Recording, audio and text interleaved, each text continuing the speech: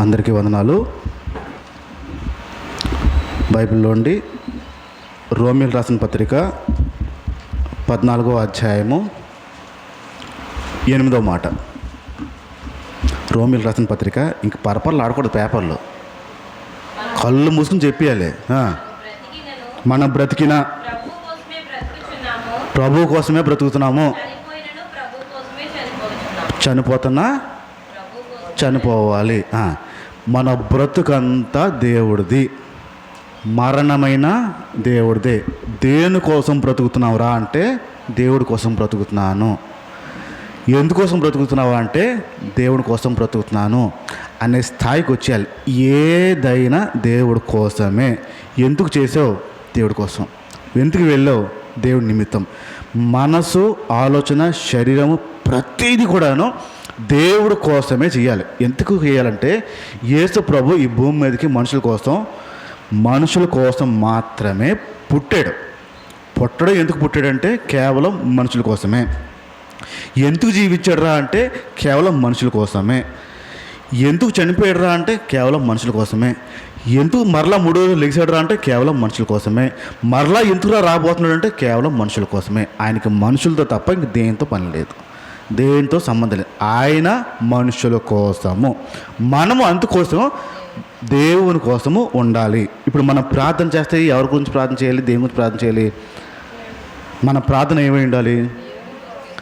దేవుని కోసమే అయి ఉండాలి. చాలామందికి ఉంటుంది దేవుడికి ప్రార్థన చేసేవారు. మనం పోయినసారి నేర్చుకున్నాము, దేవుడికి ప్రార్థన చేసేవారు చాలామంది ఉంటారు, దేవుడు చెప్పిన ప్రార్థన చేసేవాళ్ళు చాలా తక్కువ మంది ఉంటారు.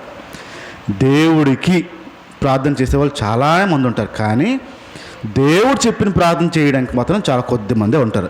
ఏం చెప్పాడో బైబిల్లో ఒకసారి చూద్దాం. మత్తయి సువార్త చూద్దాం. బైబిల్లోండి మత్తయి సువార్త 6వ అధ్యాయము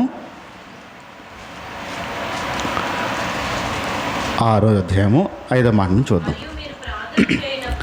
మరియు మీరు ప్రార్థన చేసేటప్పుడు వేషధారుల వలె ఉండవద్దు.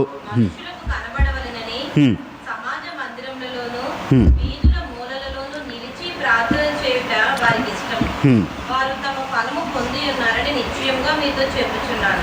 నీవు ప్రార్థన చేయనప్పుడు నీ గదిలోనికి వెళ్ళి తలుపు వేసి రహస్యమందున నీ తండ్రికి ప్రార్థన చేయము. అప్పుడు రహస్యమందు చూచి నీ తండ్రి నీకు ప్రతిఫలం ఇచ్చును. మరియు మీరు ప్రార్థన చేయనప్పుడు అన్యజనుల వలె వ్యర్థమైన 9వ మాట బయటకు వచ్చేయండి. 9వ మాట. కాబట్టి మీరు ఇలా ప్రార్థన చేయండి. పరలోకంలో ఉన్న మా తండ్రి, నీ నామము పరిశుద్ధపరచబడును గాక. యేసు ప్రభు చెప్తున్న ప్రార్థన ఏంటంటే తండ్రి పేరు పరిశుద్ధపడాలి. తండ్రి పేరు పాడైపోయింది. తండ్రి పాడైపోలే, తండ్రి పేరు పాడైపోయింది. పేరు తండ్రిలో ఎక్కడ కూడా అపరిశుద్ధం అనేది లేదు, కానీ ఆయన పేరుని మనుషులు పాడు చేస్తారు. బైబిల్లోంచి రోమీయులకు రాసిన పత్రిక 2వ అధ్యాయం 24వ మాట. బైబిల్లో ఉండి రోమీయులకు రాసిన పత్రిక రాయబడిన ప్రకారము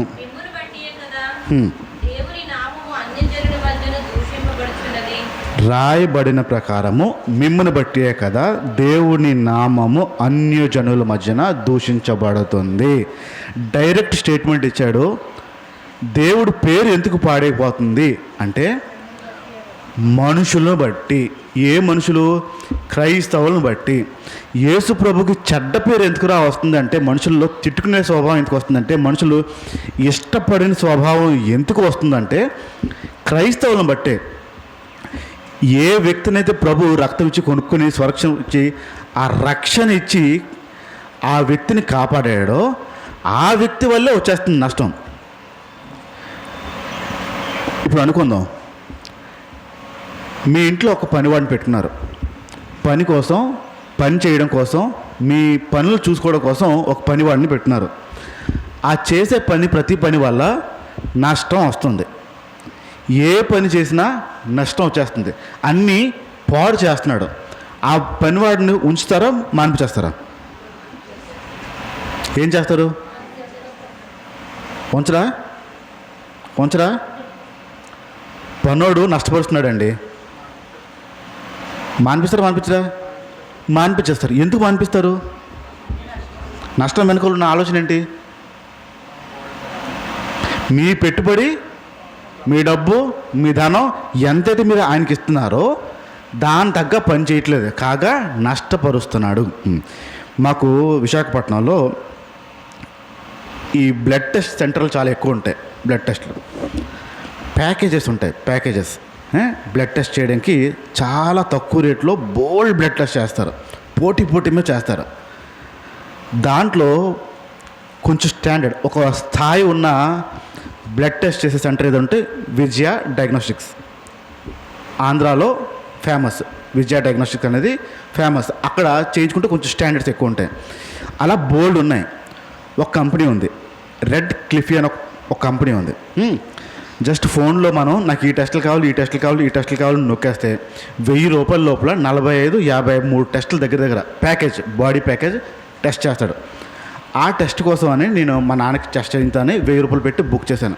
మన టైం పెట్టుకుంటే ఆ టైంకి వచ్చేస్తాడు. ఏ టైం పెడితే ఆ టైంకి వచ్చి బ్లడ్ శాంపిల్ తీసుకుని వెళ్ళిపోతాడు. వాట్సాప్కి రిపోర్ట్స్ అన్నీ వచ్చేస్తాయి. ఆ రెడ్ క్లిఫ్ అనే కంపెనీ నుంచి నేను బుక్ చేసిన తర్వాత పలానా టైంకి ఆ వ్యక్తి వస్తానని చెప్పి ఫోన్ చేశాడు. రా బాబు అని చెప్పాను. వచ్చాడు. ఆ వ్యక్తి వచ్చాడు, లోపలికి వచ్చాడు. ఆ వ్యక్తి ఆ కిట్ బ్యాగ్ పట్టుకుని వచ్చి వేసుకున్న టీషర్ట్ ఏమో విజయ డయాగ్నోస్టిక్ అని ఉంది. నేను బుక్ చేసిందేమో రెడ్ క్లిఫ్ అనే కంపెనీ. వేసుకున్న టీషర్ట్ ఏమో పైన విజయ డయాగ్నోస్టిక్ అనేది ఉంది. ఇదేంటి, నేను ఆ కంపెనీ బుక్ చేశాను కదా, ఈ టీషర్ట్ వేసుకున్నాడు ఏంటి అనుకుని నేను ఆలోచన.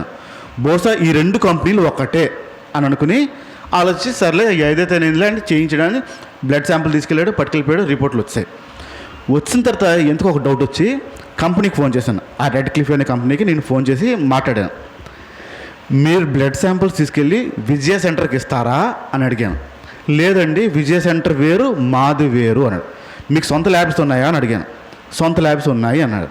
ఎందుకు ఈ క్వశ్చన్లు అడుగుతున్నారు అని అడిగాడు. ఏ వ్యక్తి అయితే వచ్చాడో ఆ వ్యక్తి రెడ్ క్లిఫ్ అనే షర్ట్ వేసుకోలేదు, విజయ డయాగ్నోస్టిక్ సెంటర్ అనే షర్ట్ వేసుకున్నాడు, అందుకు డౌట్ వచ్చింది అన్నాను. ఒక్కసారి ఆగారు. మీ ఇంటికి ఎవరు వచ్చారు, ఏ టైంకి వచ్చారు అని అడిగాడు. 6 గంటలకు బుక్ చేసాము, 6 గంటలు ఒక వ్యక్తి వచ్చాడు అన్నాడు. షోరా, ఖచ్చితమా, టీషర్టు విజయ సెంటర్ తీసుకున్నాడా అని అడిగారు. షోర్ అండి, ఖచ్చితం అండి, నా కళ్ళు బాగానే పనిచేస్తున్నాయి, నేను బాగా చూడగలుగుతాను, పర్ఫెక్ట్గా ఉన్నాయి కళ్ళు అన్నాడు. పెట్టారు. మళ్ళీ పోగొంటతో ఇంకొకరు ఫోన్ చేశారు. మీ ఇంటికి ఒక వ్యక్తి వచ్చారు కదా అండి, ఏ టీషర్ట్ వేసుకున్నారో కొంచెం చెప్పగలుగుతారా అని అడిగారు. నువ్వు ఎవరు, ఎందుకు, ఏంటి అడుగుతున్నావు చెప్పాను. మా కంపెనీ రూల్స్కి విరుద్ధంగా ఆ వ్యక్తి చేశాడు, మీరు ఖచ్చితం అని చెప్పగలుగుతారా అన్నాడు. ఖచ్చితమే బాబు, నేను చూశాను, మా అమ్మ చూసింది, మా నాన్న కూడా చూశారు, 3 సాక్ష్యం ఇప్పించాలా అన్నాడు. లేదండి షూర్ కదా అన్నాడు. షూర్ అన్నాడు. ఎందుకు, ఏం చేస్తారు అని అడిగాను. చెప్పకూడదు అన్నాడు. ఏం చేస్తారో ఇప్పుడు అబ్బాయిని అన్నాడు. చెప్పకూడదు అన్నాడు. చెప్పని పర్లేదు, ఇంకొక డీటెయిల్స్ ఇస్తాను, ఇంకొక చిన్న సీక్రెట్ ఉంది చెప్తాను చెప్పేటప్పుడు ఉద్యోగం తీసేస్తామని చెప్పారండి. ఆ వ్యక్తిని ఉద్యోగం తీసేస్తారు, టర్మినేట్ చేస్తారు, ఉంచరు అని చెప్పాడు. అయ్యో ఎందుకు అలాగా అన్నాను. కంపెనీ రూల్కి విరుద్ధంగా పనిచేశాడు ఆ వ్యక్తి. రెడ్ క్లిఫ్ సంబంధించిన వ్యక్తి ఆ టీషర్ట్ తీసుకుని రావాలి, కానీ విజయ సెంటర్ తీసుకుని వచ్చాడు, ఇది మా రూల్కి విరుద్ధం, ఆ అబ్బాయిని తీసేస్తాం అని చెప్పారు. వదిలేయండి, ఈసారికి వదిలేయండి, ఏదో తెలియకేసుకొచ్చుంటాడు, వేసుకొచ్చుంటాడు, వదిలేయండి. నేను మామూలుగా అడిగాను, డౌట్ వచ్చి అడిగాను, మీకు సొంత ల్యాబ్స్ ఉన్నా లేవని డౌట్ వచ్చి అడిగాను. మీ డౌట్ రావడం వాస్తవమే, కానీ మా కంపెనీ రూల్స్కి విరుద్ధం అని చెప్పారు. ఫోన్ పెట్టిన 5 నిమిషాలకి నేను ఆ వ్యక్తికి మాట్లాడాను. ఫోన్ పెట్టిన 5 నిమిషాలకి మాట్లాడిన తర్వాత ఫోన్ లిఫ్ట్ చేయలేదు. 3-4 సార్లు కొట్టాను. అప్పుడు లిఫ్ట్ చేశాడు. ఎవరండి అన్నాడు. పొద్దున్న మాకు వచ్చారు కదా, శాంపుల్స్ ఇచ్చావు కదా, పట్టుకెళ్ళిపోయావా అని అడిగాను. తెలీదండి, నాకు సంబంధం లేదు, నన్ను ఉద్యోగం తీస్తారన్నాడు. జస్ట్ 10 నిమిషాల్లో ఇక్కడ నుంచి ఫోన్ చేసి అడిగాను, మీ కంపెనీ టీషర్ట్ కాకుండా వేరే తీసుకున్నాడు అన్నాను. 10 నిమిషాల్లో కంపెనీ నుంచి బయటికి గెంటేశారండి. నాకు సంబంధం లేదండి, మీరు కంపెనీకి మాట్లాడుకోండి, నన్ను ఉద్యోగం నుంచి తీస్తారన్నాడు. నిద్రపోలేకపోయినా ఆ రోజుని. నాకేదో డౌట్ వచ్చి డౌట్ కోసం అడిగితే కంపెనీకి విరుద్ధంగా పనిచేశాడని చెప్పి ఆ వ్యక్తిని ఉద్యోగం తీస్తాడు. మరలా కంపెనీకి మాట్లాడి రిక్వెస్ట్ చేసిన పని కుదరలే. ఫోన్లేండి, ఆడు కడుపు ఎందుకు కొట్టడం, ఒక చిన్న టీషర్ట్లు అంటే కుదరదండి, తీసేవండి, టర్మినేట్ చేస్తాం కాంట్రాక్ట్ అని చెప్పేసి శశే మీరు ఒప్పుకోలేదు వాళ్ళు. కంపెనీకి చెడ్డ పేరు తెస్తే వాళ్ళ కంపెనీ నుంచి బయటికి వెళ్ళిపోమన్నారు.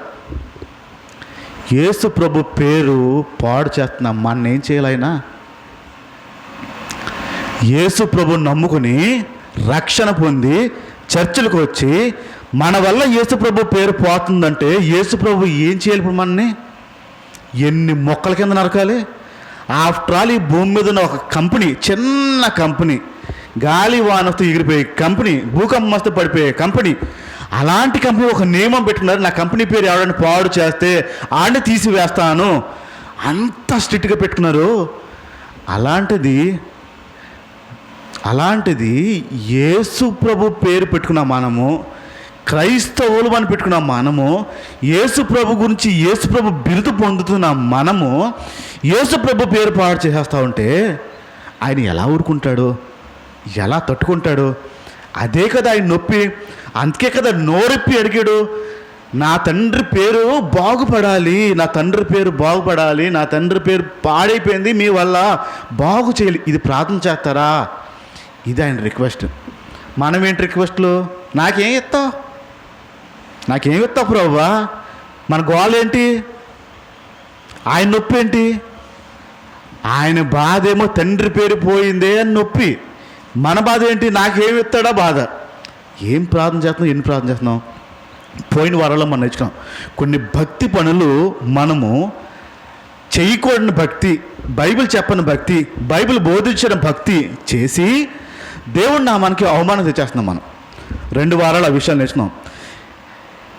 పోయిన వారంలో ఎందుకు ఆ చెడ్డ పేరు వస్తుంది అని మనం తెలిసినప్పుడు వేషధారుల వలె అనే పదం వాడాడు. ఆరాధ్యం మళ్ళీ తీయండి, అది ఆరాధ్యం తీయండి. స్పష్టంగా చెప్పాడు ఏంటి అది? ప్రార్థన చేస్తున్నప్పుడు మీరు వేషధారుల వలె ఉండవద్దు. ప్రాబ్లం ఎక్కడ వస్తుందంటే, తండ్రి పేరుకి పోవడానికి ప్రాబ్లం ఎక్కడ వస్తుందంటే వేషధారణ విషయంలో వస్తుంది. సాధారణంగా ప్రతి మనిషికి ఉన్న ఒక లక్షణం ఏంటంటే వేషధారణ అంటే ఉన్నది లేనట్టు నమ్మించగలగడం, లేనిది ఉన్నట్టు నమ్మించగలగడం, అబద్ధాన్ని చాలా సునాయాసంగా చెప్పి అవతల వ్యక్తులను నమ్మించడం, మోసం ఎలా చేయాలో చాలా సునాయాసంగా చెప్పడం. ఆ మనిషిని చూస్తే డౌట్ రాదు, అలా చేస్తారు. పిల్లలు తప్పు చేస్తే తల్లిదండ్రుల దగ్గర దొరకరా? పిల్లలు తప్పు చేస్తే తల్లిదండ్రుల దగ్గర దొరకరా? వాళ్ళు అబద్ధం చెప్తున్నారు, నిజం చెప్తున్నారు, తెలిసిపోతుందో తెలియదా? ఖచ్చితంగా తెలిసిపోతుంది అబద్ధం చెప్తున్నారా లేదా. కొన్నిసార్లు పిల్లల టైంలో స్కూల్కి వెళ్ళే టైంలో స్కూల్ టైం అవుతుంది, లేవరా అంటే ఆడు పడుకున్నట్టు నటించేవాడు. పిల్లలు టైం అయిపోతే స్కూల్ మానేయచ్చు అని చెప్పి పడుకున్నట్టు నటించగలుగుతారు. జ్వరం వచ్చినట్టు చేస్తారా? స్కూల్కి వెళ్ళకూడదు అంటే జ్వరము, కడుపు నొప్పి, తలనొప్పి, వాంతు, ఏదోలాగా ఉంది చెప్తారు, చెప్పరా? శరీరంలో నొప్పి అని వాళ్ళు చెప్తున్నారు అనుకో, నిజమా అబద్ధం కనిపెట్టగలుగుతారా? అంటే యాక్టింగ్ బాగా చేసినట్టే బాగా చేసినట్టే. కడుపు నిజమా కాదో మనకు తెలియదు, ఛాన్స్ తీసుకోలేం. వాళ్ళకి అదే అవకాశం. వాళ్ళు మానేయాలంటే వాళ్ళకి అదే అవకాశం. అలా యాక్ట్ చేస్తే తప్ప అది నిజమా కాదో మనకు తెలీదు. ఎందుకు వచ్చిందిలే, పంపేసిన తర్వాత మళ్ళీ అక్కడికి ఏమవుతుందేమో అని భయం మీద మనం ఏం చేస్తాం? సర్లే అయితే ఈ పూటకి యాక్టింగు ఫలించింది, వేషధారణ ఫలించింది. చిన్న పిల్లోడి దగ్గర నుంచి ముసలి వరకు వేషధారణ చేయగలుగుతారు. అంటే ప్రజల్ని నమ్మించగలుగుతారు, మభ్యపెట్టగలుగుతారు, ఎలాగైనా చేయగలుగుతారు.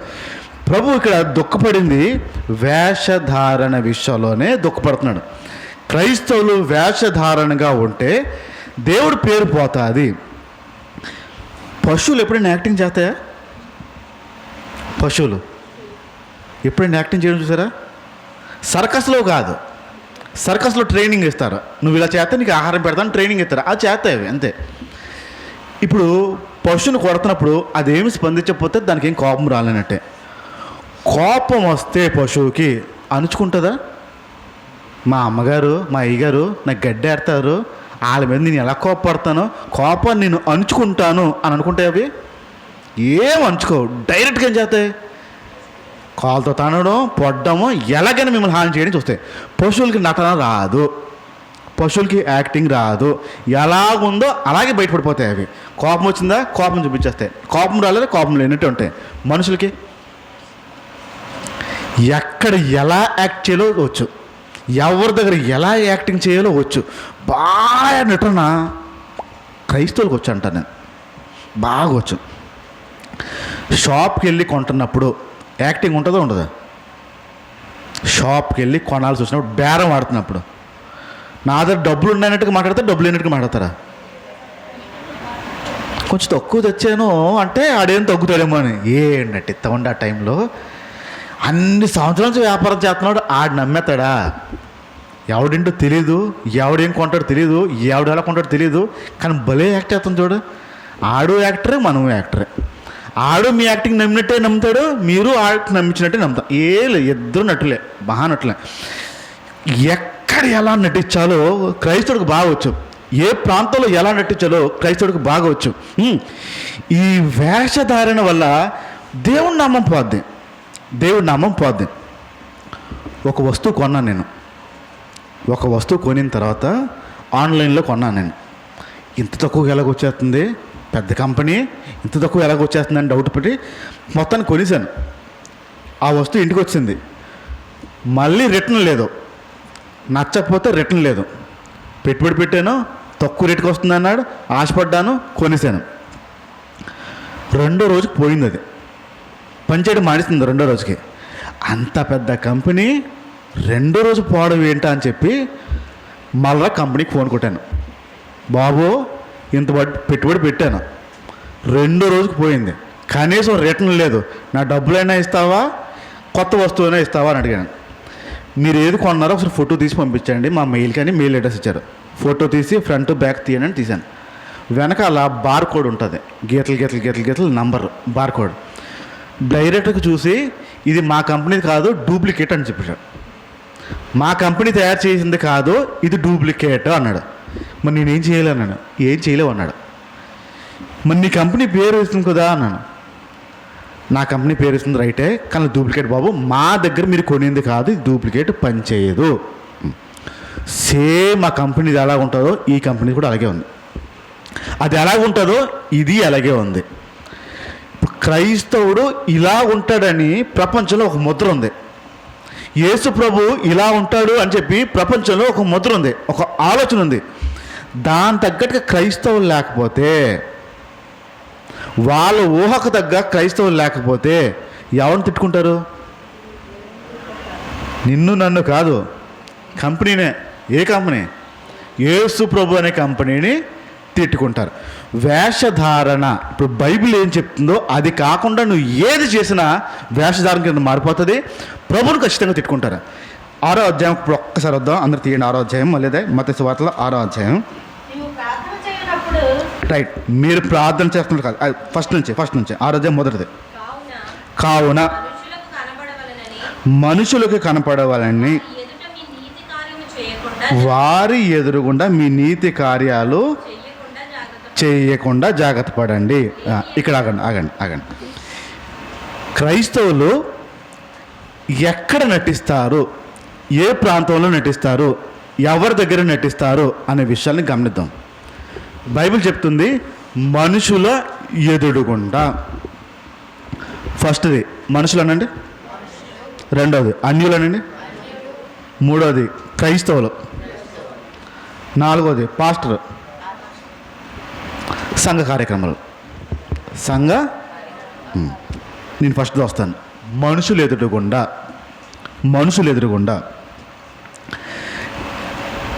బయట ప్రపంచంకి యేసు ప్రభు అంటే ఒక ఆలోచన ఉంది, యేసు ప్రభు ఎలాంటి వాడో ఒక ఆలోచన ఉంది. ఆ ఆలోచన తగ్గట్టుగా క్రైస్తవుడు లేకపోతే ఖచ్చితంగా యేసు ప్రభు తిట్టుకుంటాడు. మనుషులు ఎదురుగుండా క్రైస్తవుడు నటన ప్రారంభించాడంటే ఖచ్చితంగా అవమానం వచ్చేస్తుంది. మనుషుల ఎదురుగుండా. ఇప్పుడు ఆలోచిద్దాం. మనుషులు అన్యులు, ఈ రెండు కలుపుతాను నేను. ఈ రెండు కలిపి మాట్లాడతాను. మనుషులు ఎదురుగుండాను, అన్యులు ఎదురుగుండా, అంటే దేవుడు అంటే తెలియని వారు ఎదురుగుండా క్రైస్తవులు ఎలాగా ఆ నటన ఉంటుందో చెప్తాను చూడండి. ఇంట్లో ఉండే వ్యక్తి, బయట ఉండే వ్యక్తి రెండు ఒకటి కాదు, అవునా కదా? ఇంట్లో ఉండే వ్యక్తి, బయట ఉండే వ్యక్తి రెండు ఒకటి కాదు. వ్యక్తి ఒకడే, స్వభావం ఏమవుతుంది? మారిపోతుంది. ఈ స్వభావం మారిపోతుంది. ఇంట్లో ఉన్నప్పుడు ఒకలా ఉండి బయట ప్రజల దగ్గర ఇంకోలాగా ఉంటే అది వేషధారణ అయిపోద్ది. అది వేషధారణ అయిపోద్ది. చిన్నపిల్లల్ని చూడండి, ఇంట్లో ఎలా ఉంటారో వాళ్ళు బయటికి వెళ్ళినప్పుడు కూడా అలాగే ఉంటారు. మారరు.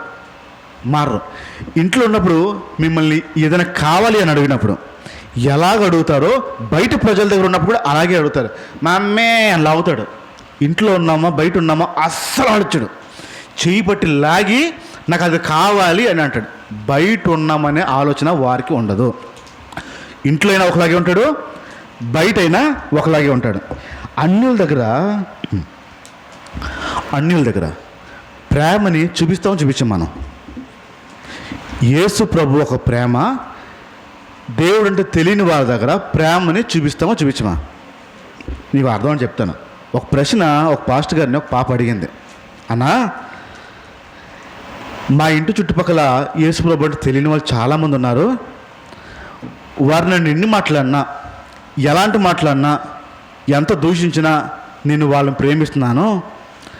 వాళ్ళు ఏమన్నా నాకు బాధ అనిపించట్లేదు. నేను యేసు ప్రభు ఒక ప్రేమని వారికి వ్యక్తపరుస్తున్నాను.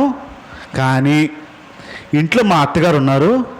ఒక చిన్న మాట అంటే నేను పడలేకపోతున్నానన్నా, చిన్న విషయం అవుతా నేను పడలేకపోతున్నానన్నా, తిరిగి టపక్ అని మాట్లాడుతున్నానన్నా, 2 మాటలు నేను అడుగుతున్నానన్నా, వాళ్ళ దగ్గర నేను ప్రేమ చూపించగలుగుతున్నాను. ఇక్కడ నా వల్ల అవ్వట్లేదు, ఎందుకు చూపించట్లేదు? నేనేమైనా తప్పు చేస్తున్నానా అని అడిగింది. ఈ పాస్టర్ ఏమన్నాడు తెలుసా? ఇంట్లో సంగతి వదిలేలే, మీ అత్తగారు రక్షణ పొందేశారు కదా, ఎలాగో ఒకలా వచ్చేస్తారులే దేవుని రాజ్యంకి. నువ్వు బయట వారికి ప్రేమిస్తున్నావే, అది చాలా గొప్ప మనసు అమ్మా. అనేది అంత ఈజీ కాదమ్మా. బయట వాళ్ళు నువ్వు ప్రేమ చూపిస్తున్నావు కదా, దేవుని ప్రేమ, అది సాధారణంగా ఎవరు చూపించలేరమ్మా. అది నువ్వు చాలా గొప్ప పని చేస్తున్నావు అంటే మురిసిపోయి వెళ్ళిపోయింది ఆ పిల్ల. మురిసిపోయింది. ఇంకా మామూలు అడగదు. నా అంత గొప్ప, నా అంత ఉత్తమరాలు ఇంకెవరు లేనట్టుకు వెళ్ళిపోయింది. అదే ప్రశ్న మళ్ళీ నా దగ్గరకు వచ్చి అడిగింది. ఎందుకు డౌట్ వచ్చి, వాళ్ళకి పాస్టర్ ఉన్నాడు కదా, మీ పాస్టర్ ఉన్నాడు కదా, అడిగేవా అంటే అడిగాను అని చెప్పింది. మళ్ళీ నన్ను ఎందుకు అడుగుతావు?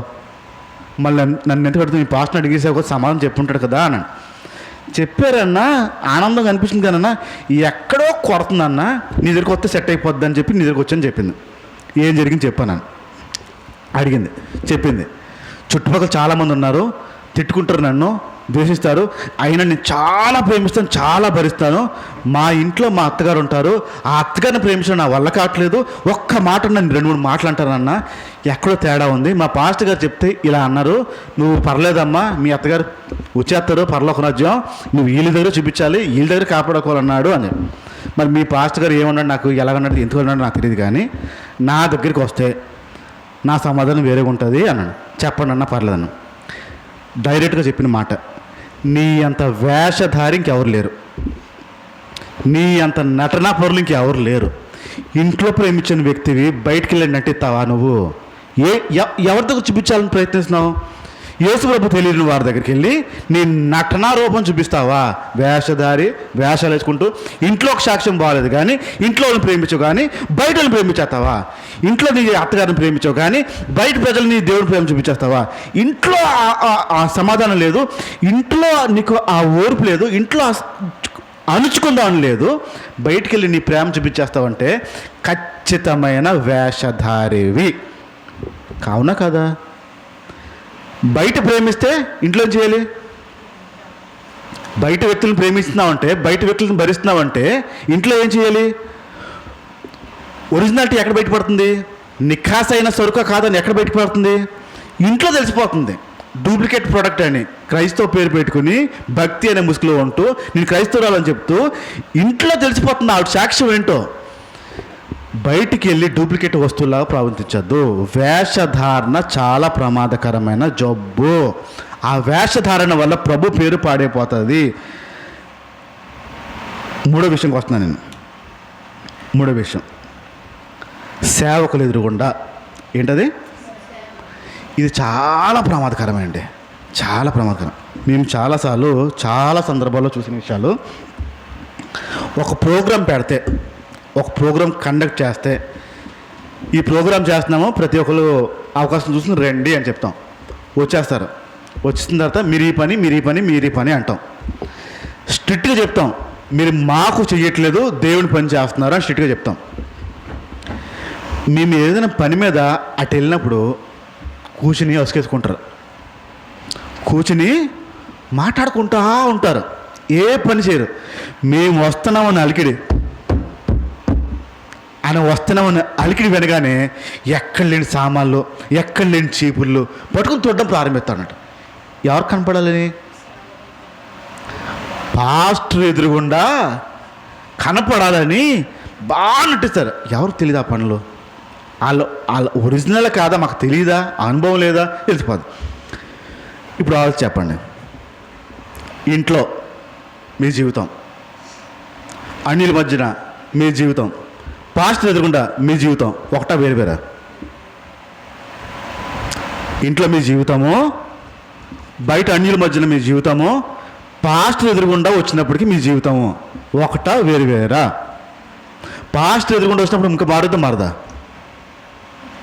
అన్యుల మధ్యన బయట మధ్యన కొంత నటిస్తాం, ఎక్కువ నటించక్కర్లే, కొంత నటిస్తే వాళ్ళకి ఫ్లాట్ అయిపోతారు, భలే అనుకుంటారు.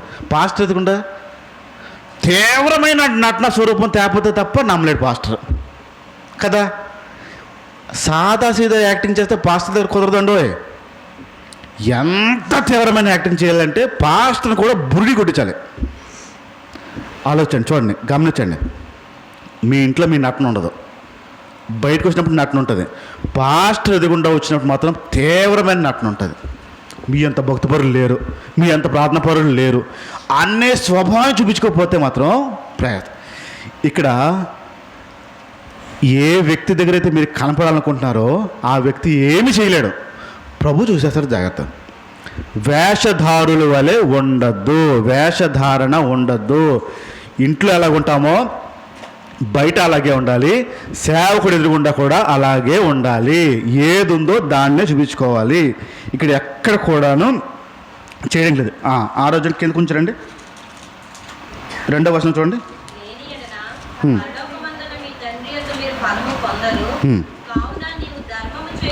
కావున నువ్వు ధర్మం చేసినప్పుడు, అంటే దానం చేసినప్పుడు మనుషుల వల్ల ఘనత పొందాలని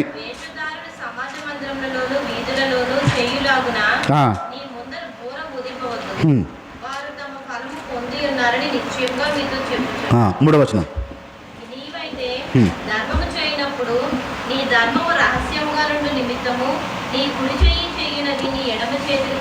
రైట్.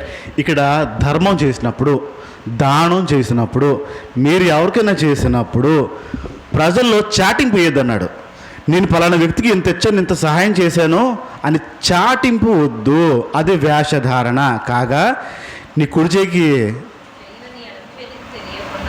ఒక చేతితో చేస్తే రెండో చేతికి తెలియకూడదు అంటున్నాడు.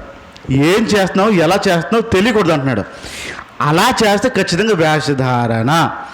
చేసిన సహాయాన్ని ఎవరికైనా తెలియపరిచే ప్రయత్నం చేస్తే, చేసిన దానాన్ని ఎవరికైనా తెలియపరచే ప్రయత్నం చేస్తే, నేను ఇంత దానం చేశాను, ఇంత సహాయం చేశానని తెలియపరిస్తే ఖచ్చితంగా వేషధారణ.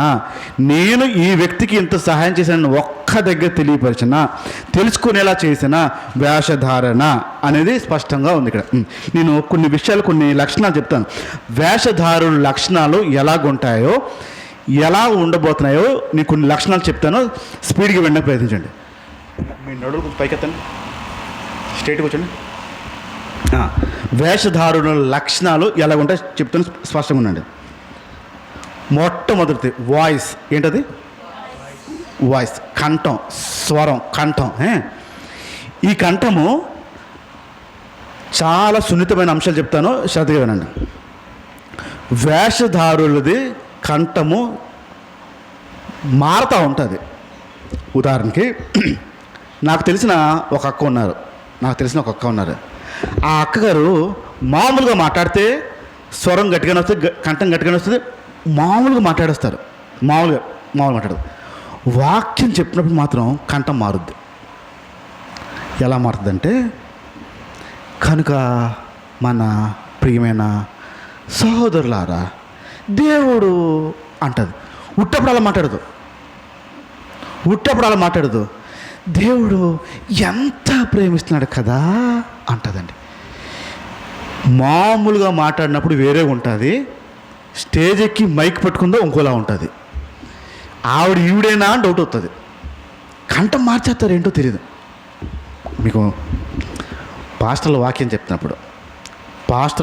చెప్తున్నప్పుడు ప్రజలు ఎదురుగుండా గంభీరం చూపించుకోవడానికి చేసే పని ఒకటి చెప్తాను చూడండి. మామూలుగా మాట్లాడుకుంటూ వస్తారు. ప్రజల్ని రెచ్చగొట్టాల్సిన టైంలో కంఠం మారుస్తారు. యేసు ప్రభు పేరు చెప్పాలంటే ఉదాహరణ చెప్తున్నాను చూడండి. ఆయన పేరు నజరేయుడు యేసు అంటాడు. ఉట్టప్పుడు అలా మాట్లాడు. ఆ రేంజ్లో చెప్పానుకో ఆమేన్ హలో అంటారు మీరు. ఎందుకు? ఈడు యాక్ట్ చేశాడు. ఇక్కడ జీవము గల దేవుడు అన్నాడంటే ఎక్కడ లేని మంట వచ్చేద్ది. ఈడి మంట ఆగ్గానే వీళ్ళ మంట కూడా ఆగుద్ది. ఎవరి దగ్గర యాక్ట్ చేస్తారండి? ఈ శబ్దాలు మార్చి, కంఠాలు మార్చి ఎవరి దగ్గర యాక్ట్ చేస్తారు? ప్రభు దగ్గర. ఈ వాయిస్ మార్చి ప్రయత్నాలు చేస్తూ ఉంటాను. నేను త్వరగా చెప్తాను.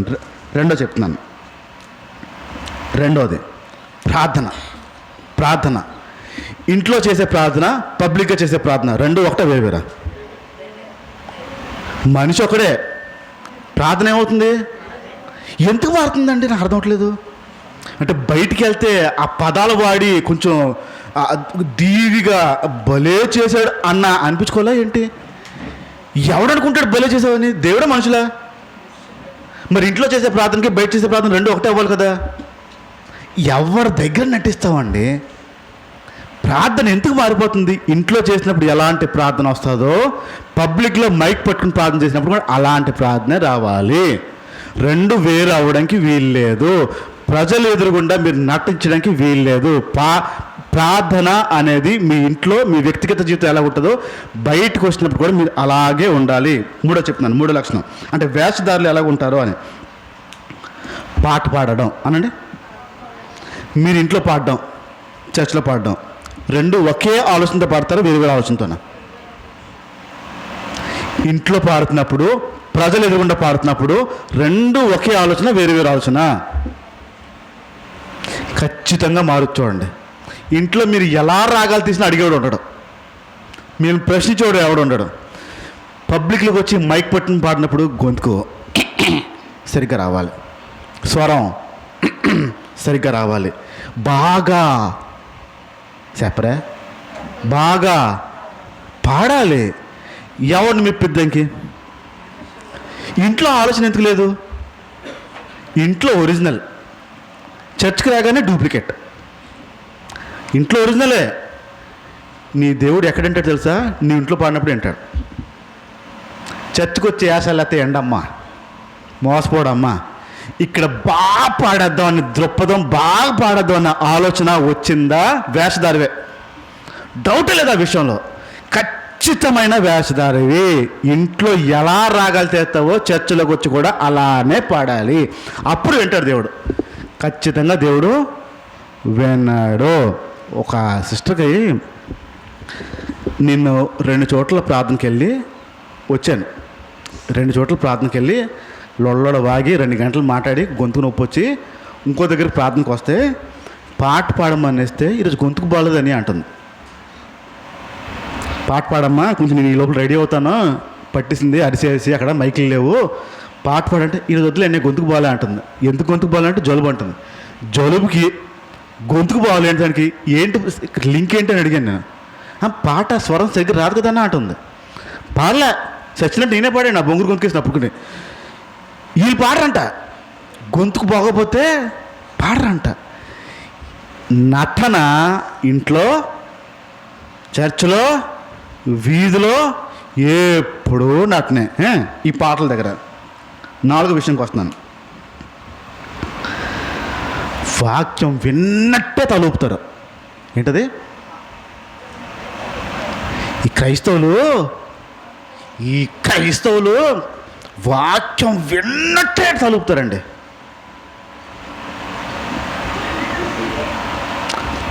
సేవకుడు వైపే చూస్తారు, పాస్టర్ వైపే చూస్తారు, తల ఊపడం మానరు, అలా ఊపుతారు ఊపుతారు ఊపుతారు ఊపుతారు. టక్కన లేచి అడగండి ఏం చెప్పాను, కళ్ళు బయట వెళ్ళిపోతాయి, తల తిరిగిపోద్ది, అప్పటికే షివరింగ్ వచ్చేద్ది. వింటారా? అక్కడే ఉంటారు, పాస్టర్ వైపే చూస్తారు, తల ఊపుతారు. ఎండం ఎవరిని నమ్మిస్తారు? ఎవరిని నమ్మించడానికి? అంటే తల ఊపితే మా పాస్టర్ నమ్మేస్తాడు, ఈయనేస్తున్నాడు చక్కగా అని నమ్మిచ్చేయచ్చు అని నా అభిప్రాయం. నాకు తెలియదు ఇక్కడ నుంచి వాగుతున్నాడు, ఎవడింటున్నాడు, ఎవడింట్లో ఎక్కడ ఊపుతున్నాడో అంత ఆలోచన లేకుండా ఉంటుంది. నాకు ఉంటుంది. తల ఊపి ఊపి ఊపి మనుషులను బుడ్డి కొట్టిస్తూ ఉంటారు చర్చిలో. ఎంత శ్రద్ధగా ఏంటుంది, ఎంత చక్కగా ఏంటుంది.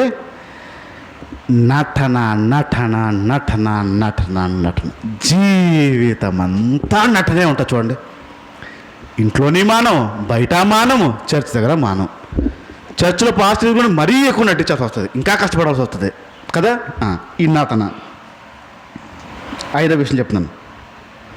ఈ 5వ విషయం ఏంటంటే, ఈ వేషధారులు నేను ఒక దాన్ని ఉన్నానని గుర్తించమని చెప్పుతారు. వేషధారులు నేను వస్తున్నాను, నేను ఉన్నాను అనే విషయాన్ని ప్రజలు గుర్తించాలని ఆశపడతారు. నా రాక ప్రజలు గుర్తించాలని ఆశపడతారు. నేను వచ్చాను అనే విషయం గుర్తించాలని ఆశపడతారు. ఈ వేషధారులు ఆలోచించే కోరిన పద్ధతి ఏంటంటే, నేను ఒక దాన్ని వచ్చాను, నన్ను పట్టించుకోలేదే, నన్ను మాట్లాడలేదే అనే విషయాన్ని వాళ్ళు చాలా ఇష్టపడతారు. త్వరగా చెప్తాను, 6 లక్షణం చెప్తున్నాను. వేషధారులకు ఉన్న ఇంకొక లక్షణం ఏంటంటే, పాస్టర్ ఇక్కడ నుంచి వాక్యం చెప్తూ ఒక రిఫరెన్స్ చెప్పగానే టక్కని చదవడానికి ఇష్టపడతారు. ఒకరోజు ఒక చర్చ్కి వెళ్ళిన తర్వాత వాక్యం చెప్తున్నాను, ఫస్ట్ టైం ఆ చర్చ్కి వెళ్ళడం, వాక్యం చెప్తున్నాను. వాళ్ళని మాట్లాడిసి పలకరించి నేను వాక్యంలోకి వెళ్ళిపోయి నా వాక్య భాగ్యం ఏది ఉందో ఆ వాక్యం ఒకటి తీశాను. ఒకేసారి గాలి తుఫాను వస్తే ఎలా వస్తో అలా వెళ్ళిందండి. నాకు అర్థం అలా. మత్తయి సువార్తలోంచి 5వ అధ్యాయం 2వ తీయండి అమ్మా అని ఆ చర్చిలో చెప్పాను. బడబడబడబడబడని చదివేస్తున్నారు అందులోనూ. ఒక్కడ కూడా ఆగట్లేదు. ఏమైందో తెలియదు. ఎంతమంది ఉన్నారో అంతమంది స్పీడ్ చదివేస్తున్నారు, పోటీ మీద చదువుతున్నారు. ఏమైందో ఏమవుతుందో నాకు ఊహకు అందలేదు. ఒకేసారి అంటే పెద్ద గాలి తుఫాను వచ్చి వెళ్ళిపోయినట్టు అయిపోయింది. అలా చదివితే అలా పెట్టారు స్పీడ్గా. చదవలేదని చెప్పి మళ్ళీ ఎందుకు వచ్చిందని నేను చదువుకున్నాను. నేను ఒక పావుగంట మాట్లాడిన తర్వాత మళ్ళీ ఇంకొక రిఫరెన్స్ చెప్పాను. మళ్ళీ జనాలు మేపడిపోయారండి. పోటీ మీద అరిసేస్తున్నారు, ఒక్కొక్కడు అరిసేస్తున్నాడు, ఎవడు ఆగట్లే. కాసేపు ఇలా బైబిల్ మూసాను. అక్కడే బైబిల్ మూసి బయటకు వచ్చి ఏం చేస్తున్నారు మీరు అని అడిగాను. ఎవరేం మాట్లాడలే. నేను రిఫరెన్స్ తీయమని చదివాను కదా, ఎందుకు అరుస్తున్నారు అని అడిగాను. ఎవరేం మాట్లాడలే. చాలా సీరియస్గా మాట్లాడాల్సి వచ్చింది. వాళ్ళకి గట్టిగా చెప్పాల్సి వచ్చింది. ఏంటంటే వాళ్ళు ఉన్న ఒక స్వభావం ఏంటంటే వేషధారణ స్వభావం. చెప్పగానే అందరిలో నేను చదవాలి. ఒకటి చదువుతుంటే ఇంకోటి ఆగట్లే. పొల్లి చదువుతున్నాడు కదా నేను ఆగదు, ఎవరు ఆగట్లే. ఎంతమంది ఉన్నారో అంతమంది చదువుకుంటే అయిపోతుంది. చాలా సీరియస్ చెప్పాను అక్కడ. ఇలాంటి పనులు చేస్తే నేను బైబిల్ మూసి వెళ్ళిపోతాను, జాగ్రత్త అని సీరియస్ చెప్పాను. మీరు వేషధారులు, పాస్టర్ ఎదురుకుంటే మీరు కనపడడానికి, పాస్టర్ ఎదురుకుంటే జనాలు ఎదురుకుంటే మీరు కనపడడానికి రిఫరెన్స్ చెప్పగానే నేను చదువుతానని మీ లోపల పోటీతత్వం ఉంది, అది వేషధారణ, అది మానండి అని చెప్పి వాక్యంలోకి వెళ్ళి మళ్ళీ ఇంకో రిఫరెన్స్ చెప్పాను. పేపర్లు పరపరలు అనలే. ఎవడో ఒకటి చదవండి అమ్మా అన్నాను. నోరులు మెదపట్లే, చూసుకుంటున్నారు. అది చదువుద్దా, ఇది చదువుద్దా, ఆడు చదువుతాడో చూస్తున్నారు. ఎవరు చదవట్లే. చచ్చినట్టు నేను చదవాల్సి వచ్చింది. మళ్ళీ నోరేసి పడిపోవడం ఎందుకు, ఆ సహాయం ఆపుకోవడం ఎందుకు తెలియదు. రెఫరెన్స్ చెప్పి గానే స్పీడ్గా తీసి నేను చదివేయాలనే దృక్పథం చూడండి, అది వేషధారణ. రెఫరెన్స్ చెప్పగానే ఎవరైనా చదువుతారా, కొత్త వాళ్ళకి అవకాశం ఇద్దామా, ఇంకెవరైనా చూస్తారా అన్న ఆలోచన ఉంటే వేషధారణ లేనట్టే.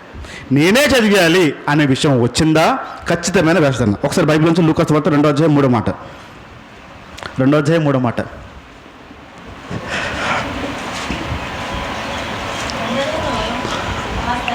అమ్మయ్య చాలమ్మా, ఊరికే టెస్టింగ్ కోసమే చేశాను పని, టెస్ట్ కోసమే చేశాను నేను. ఏం చేస్తారా అని. ఈ రోజుకి గెలిచారు, ఈ రోజుకి ఈ ఆదివారంకి గెలిచారు. టెస్ట్ మాత్రమే, అసలు రిఫరెన్స్ ఏం లేదు, వదిలేయండి. కొత్త మనకి అవకాశం ఇచ్చారు, గెలిచారు. 7వ లక్షణం చెప్తున్నాను స్పీడ్గా. 7వ లక్షణం, రూల్ ఎక్కువ పెడతారు ఈ వేషధారులు. టైం అవుతుంది, కొంచెం ఒక 10 నిమిషాలు ఎక్స్ట్రా తీసుకుంటాను. ఈ వేషధారులు నియమాలు ఎక్కువ పెడతారు. నేను చెప్పిందే చెయ్యాలి, నేను చెప్పిందే వండాలి, నేను చెప్పినట్టే వండాలి, నేను చెప్పినట్టే తోడాలి, నేను చెప్పినప్పుడే కడగాలి. ఎక్కువగా నియమాలు పెడతారు. నియమాలు ఎక్కువగా, ఈ వేషధారులు ఎక్కువగా నియమాలు పెడతా ఉంటారు, రూల్స్ పెడతా ఉంటారు. వేషధారులకు ఉన్న ఒక లక్షణం ఏంటంటే భయంకరమైన రూల్స్ పెడతా ఉంటారు. విచిత్రం ఏంటంటే వీళ్ళు పాటించరు. విచిత్రం ఏంటంటే ఆ నియమాలు వీళ్ళు పాటించరు, పెట్టడం వారికి వీళ్ళ పని. ఈ వేషధారులకు ఉన్న ఈ స్వభావం. 8వ విషయంకి వస్తున్నాను.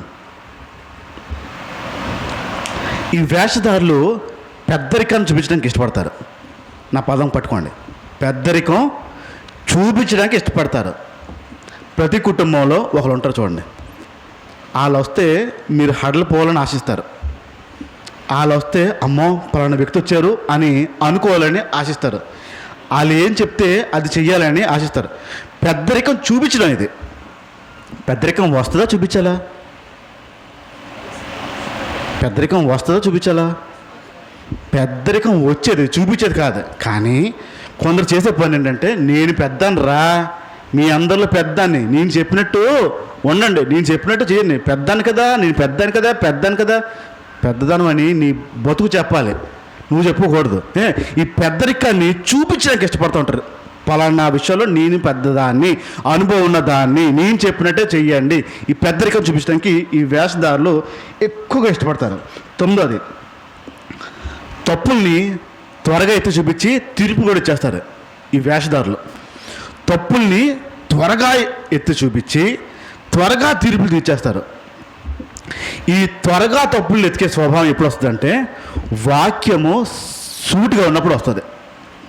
ఇప్పుడు మన సంఘానికి ఒక హెచ్చరిక, బయట సంఘాలకి ఈ సంఘానికి వాక్యం విషయంలో చాలా తేడా ఉంటుంది, చాలా భిన్నంగా ఉంటుంది, చాలా వ్యత్యాసం చాలా ఎక్కువ ఉంటుంది. ఇప్పుడు మీలో ఒక అభిప్రాయం ఏంటుంటుందంటే స్పష్టమైన వాక్యం, స్వచ్ఛమైన వాక్యం, దేవుని వాక్యం వెల్లడవుతుంది అనే విషయం మీకు అర్థమవుతుంది. ఇప్పుడు ఎవరైనా ఇలాంటి సంఘం కాకుండా ఇంకెవరైనా సంఘస్థులు కనిపిస్తే వారు చేసే పనిలో త్వరగా మీ నిర్ణయం బయటపడిపోద్ది, త్వరగా మీ తీర్పును బయటపెట్టేస్తారు. కారణం ఏంటంటే వేషధారణ, డౌట్ లేని వేషధారణ. అది అంటే ఒక వ్యక్తిలో తప్పుని ఎత్తి చూపించేసి ఒక వ్యక్తిని తీర్పు ఇస్తే కూడా చాలా త్వరగా చేర్చేస్తారు. ఈ వేషధారులకు ఉన్న ఒక లక్షణం చాలా త్వరగా తప్పుని ఎత్తిపెట్టి తీర్పుని కూడా తీరుస్తారు. 10వది ఆఖరిది చెప్తున్నాను, వారిని ఎవరైనా ప్రశ్నిస్తే, వారి తప్పుని ఎవరైనా ఎత్తి చూపిస్తే అస్సలు భరించలేరు. వేషధారుల్ని వారి తప్పుని ఎవరైనా ఎత్తి చూపిస్తే, వారి పాపాన్ని ఎవరైనా ప్రశ్నిస్తే అస్సలు భరించలేరు. ఆలోచండి, మీరు ఎప్పుడైనా ఎవరైనా తప్పుని పొరపాటుని ఎత్తి చూపించారో చూపించలేదా? మీరు ఇలా ఉండకూడదు, ఇలా చేయకూడదండి, తప్పండి అనే విషయం చెప్పారు లేదా? మీరు చెప్పినప్పటికీ మీ మీద ఎవరైనా చెప్పినప్పటికీ తేడా ఉంటుందా ఉండదా? మీరు ఒక తప్పుని ఎత్తి చూపించి ఒకరిని ప్రశ్నించినప్పుడు మీ మనసు ఎలా ఉంటుంది, మిమ్మల్ని ఎవరైనా ఎత్తి చూపించి ప్రశ్నిస్తే మీ మనసు ఎలా ఉంటుంది? ఈ రెండు వేరువేరుగా ఉంటాయి. చూడండి, మీకు ఎత్తనం వచ్చింది కానీ పడడం రాలే. వేషధారులు పడరు, వేషధారులు ఒప్పుకోరు, ప్రశ్నిస్తే ఒప్పుకోరు. దేవుని మాట స్పష్టంగా చెప్తుంది, వేషధారుల వలె మనుషులు ఎదురుగుండా ఉండద్దు. వేషధారణ వల్ల, క్రైస్తవుడు వేషధారణ వల్ల ఖచ్చితంగా దేవుడి నామానికి అవమానం వచ్చేస్తుంది. యేసు ప్రభు ఎలాగైతే ఉన్నాడో, యేసు ప్రభు ఏదైతే బోధించాడో ప్రజలకి బయట తెలుసు. దాని ప్రకారం మనం ఉండకపోతే ఖచ్చితంగా దేవుడి నామానికి అవమానం వచ్చేస్తుంది. మన ప్రార్థన దేవుడి నామాన్ని పరిశుద్ధపడాలని ప్రార్థన చేయాలి.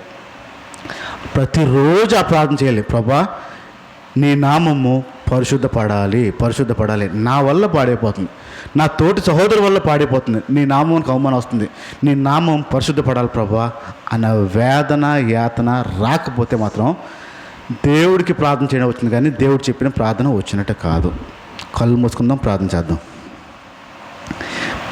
నీ మాట స్పష్టంగా చెప్తుంది, మా వల్లే కదా నీ నామానికి అవమానం వస్తుంది.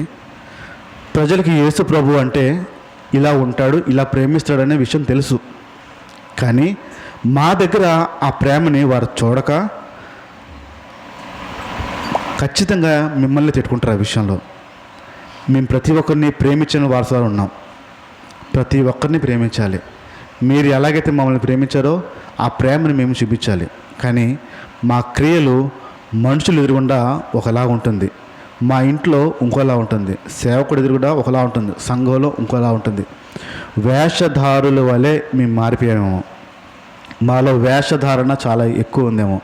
తండ్రి, ఈ వేషధారణ నుంచి మమ్మల్ని తప్పించమని అడుగుతున్నాం. ఉన్నది ఉన్నట్టుగా మేము జీవించాలి, యథార్థంగా జీవించాలి, ఖచ్చితంగా జీవించాలి. మీరు ఏదైతే చెప్పారో వాక్యం, ఆ వాక్యానుసారం మా బ్రతుకులు ఉండి తీరాలి. అప్పుడు నీ నామానికి అవమానం రాదు. ఇంకెక్కడైనా నీ నామానికి అవమానం తెచ్చేవాళ్ళ మేముంటే, అన్ని జనుల మధ్యన మేము నీ నామానికి అవమానం తెస్తూ ఉంటే దయతో మమ్మల్ని క్షమించి ఇంక మీదటైనా మా జీవితాలని మేము మార్చుకొని వేషధారణ అనే విషయాన్ని మేము వదిలిపెట్టి